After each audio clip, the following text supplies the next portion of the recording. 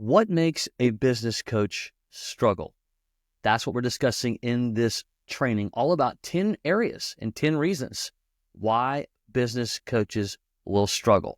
Let's jump right in. In these 10, they're in no particular order. And the bigger point is not to be negative about, hey, here's areas where you may have a hard time. The bigger point is to understand where the potential pitfalls are, all right, and what I can do about them. That's the bigger goal. Being aware of them. We talk about all the time about how when we're building any kind of business, in this case, building a business coaching business, it is very important that we're aware of potential problems that could arise. It's very smart to do. And not having so many blinders on that you just can't see around you, that you can't see ahead of you, and that you can't see behind you. This happens all the time. Because if you don't, you run the risk of just kind of falling into a ditch, if you will, because you didn't expect it. But when we are learning from others, when we are aware of what's possible around us, and we're beginning to do the necessary activities, understand things at a deeper level, be very, very strategic about our time, our activity, we stand a chance to be very much successful. That's not even a word. To be very successful, there we go, in all of the things we're going to do. All right, so number 10 is not having clarity on a target market or a niche. I want to be very careful here. What I'm suggesting is that you want to have clarity on who you're going after. That doesn't mean that you have to say, I'm going to go after those that are just HVAC owners or technology. You may say, I want to go after businesses that fall underneath $5 million in annual revenue, or this or that or the other. In the beginning, this is very important. In the beginning, I don't typically encourage the first 2 to 3 clients. As you're just getting started with your business coaching practice, we want to just go help somebody. So one may be this over here, one may be that over there. But success and sustainability comes when we have a pretty good idea of who we really can help. And that's only going to come into time. My typical argument is not to wait to make that decision until after you have several clients. Why? You don't want to sabotage your activity. You don't want to wait around for things to just kind of appear, if you will. And now you may come from a specific background that might suggest that you move in that direction. That's a different conversation. But by and large, as you get started, don't let that sabotage your activity in the very beginning. But over time, you do want to begin to think through, who is it that I can serve the best? Where do I perform the best? Where do I click the best? And that only is going to come after you're serving 3 to 4 clients or so, at least in my perspective, in my experience. The next thing, number 9, is ineffective marketing strategies for yourself. Let me explain. The coach who dabbles in a lot of different things and dabbles in a lot of different areas is going to get dabble-like results. So you've got to have a plan. You have to have a roadmap. Do you want to spend the majority of your time in a strategy like doing workshops, whether they're online or in person? You need to make that decision. Am I going to spend a really good time in the networking game, or even a hybrid way where I'm going to access, get exposure to people that are in networking groups, even through Facebook groups or Alignable or LinkedIn, whatever it may be for you. It doesn't mean that you can't have a plan where you're in several of those things, but the word ineffective is the point. Ineffective means if I go to a networking event and I'm not prepared, I don't have a plan, I show up late, I leave early, I don't really, I didn't really have, any thought about being in that room, but I'm just checking off a box, that's ineffective. If I was going to do a workshop, same idea. I'm not really polished, I'm not prepared, I'm not there to really serve and have the heart to be able to help someone to move from where they are today to where they need to be, and it's just really sloppy, that's ineffective. So whatever you decide to do, doesn't matter if it's cold calling, doesn't matter if it's your sphere of influence, doesn't matter if you buy leads, got to make sure that you're building effective strategies. Part of that effectiveness is going to come through learning from doing, okay? But even when you're going to do it for the first time, right? If I'm going to step out and I'm going to say, I'm going to invite 10 people to come to a live event, I'm going to act like there's 1,000 people there. I'm going to just knock their socks off with value. I'm going to deliver. The last thing I'm going to do is to do it halfway. That's the more important thing. Number 7 is poor time management and poor productivity. A better way to say this is, because you really can't manage time, but you can manage activity, is not knowing. If you're getting up on any given day or given week and you don't know what you should be doing, then guess what? You've got some work to do. The good news is you're recognizing it, right? But you're gonna struggle. There's no other way to say it. You're gonna have some time there because you'll think that you're doing things that you are that should be doing, but you're really not. Because just thinking about it doesn't solve it. Calling a couple of people doesn't solve it. You need to have numbers. You need to understand your plan. You need to know, all right, from 2 o'clock to 4 o'clock today, I'm going to do this, right? And depending upon your current scenario, maybe you have a full-time job or you own a business. That doesn't matter. If you've got 1 hour to dedicate today, what are you going to do with that hour? Having a plan solves that. Those who are ineffective with their time and they don't know what they should be working on, stand a chance where it's just going to have some abrasion. This is where you fall into the ditch, meaning you wake up, you're like, man, I'm just not getting anywhere. Well, you're not getting anywhere because you're not in control and choosing where you should be spending your time related to the outcomes that you want to have for your business coaching business, okay? Number 6, limited or no ongoing training and development, all right? Inside of our business coaching community, we have all kinds of support, training every single day, both in person, both online and in group. It's really important that you get around others, number one, who've gone before you, others who are doing it with you, and others that you can just peer-to-peer work through the things that you're working through. Sometimes they're challenges. Sometimes they're just, I've got to work on this project for this prospect in order to be able to close this deal. Whatever the case may be. And we should always be in a state, in a mindset of constant, ongoing learning.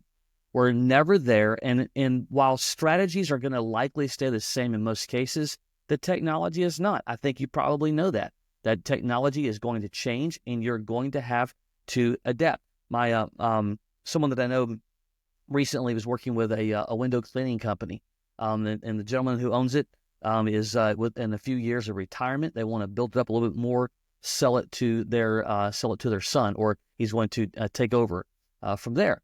And he was very open to say, I've just not had to deal with technology and social media and SEO and Google reviews and whatnot, but I recognize I'm probably a decade behind where I need to be.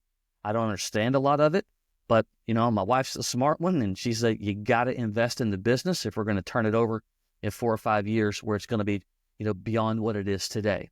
Well, that's a recognition that someone is like, I don't know what I need. I don't know it now, but I need to understand it. You're in the same spot. I'm in the same spot. We can't run the risk of just staying status quo, thinking that it's going to be okay. Everybody's going to pass us, and it's just going to cause a challenge. Number 5, this is an interesting one, and that is talking too much. Let me explain. I think it's kind of obvious. There's development, there's business development in all areas of life, right? We're always selling something. Persuasion, the art of persuasion is really real. However, how you engage with both prospects, how you engage with potential partners, how you engage with your clients, if you're constantly talking, you're not giving them an opportunity to truly engage with you to where it puts you in the seat that you should be in, which is to be a great listener. One of the ways to do that is to ask great questions. When you're asking great questions, it allows them to start to think.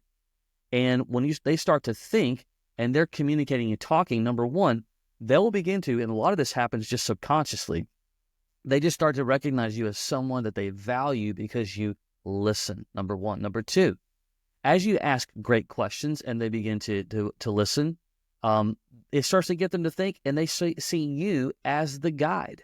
They see you as somebody who's leading them to what we call aha moments. In other words, the light bulbs go off. So the bigger point for today is pay attention. Pay attention to yourself, and if you're talking way too much, you're talking over them, talking around them, it really can have a backwards effect that could hurt your ability for growth. Number 4, struggling to deliver value to your clients. I'm going to say that again. Struggling to deliver value to your clients. What does that mean? Well, one of the challenges in coaching, kind of always been this way, it probably will always be to some degree, is that it's really easy for coaching to be very ethereal. In other words, the coaching sessions can have a lot of conversation to them. But when there is no traction happening, there's no actual value and meat being delivered to moving someone to where they need to go to, that's a lack of value. And what will happen over time is that you will not have a seat at that table. That's the reason why in our coaching system that we have an entire coaching portal that where we are able to coach a client one strategy at a time and one step at a time. So we're always not just delivering value, but we're delivering deliverables one step at a time, keeping someone in pace to install whatever strategy that we're working on with them. So you got to have a plan. You got to have a system. I know some of you probably think, hey, I love helping people. It's a passion set of mine. I'm really good at people. Tell me I'm really good with working things out and help solve problems, whatever. That's great. But if you don't have a plan to solve actual solutions, you'll fall into the trap, or you run the risk to fall into the trap of just talking about things and never really moving someone forward. By the way, holding a client accountable and doing it well is a superpower, because they love it, especially the high proficient, just the energetic business owners that are out there. When you're able to hold them accountable to a plan and a process, they love it. Hard to do sometimes, to be fair, but when you can work that out and really move someone in traction and they start to see the results, man, they really buy into you at a very, very deep level. All right, 3 more. Number 3, difficulty of charging what you're worth. All right, meaning the average coach charges around $2,000 for one-on-one coaching. But we see this all the time with new coaches coming in, when they look at that number and they're like, yeah, let me start a lot lower just to get my foot in the door. There's nothing wrong with that. The problem with it is it's math, right?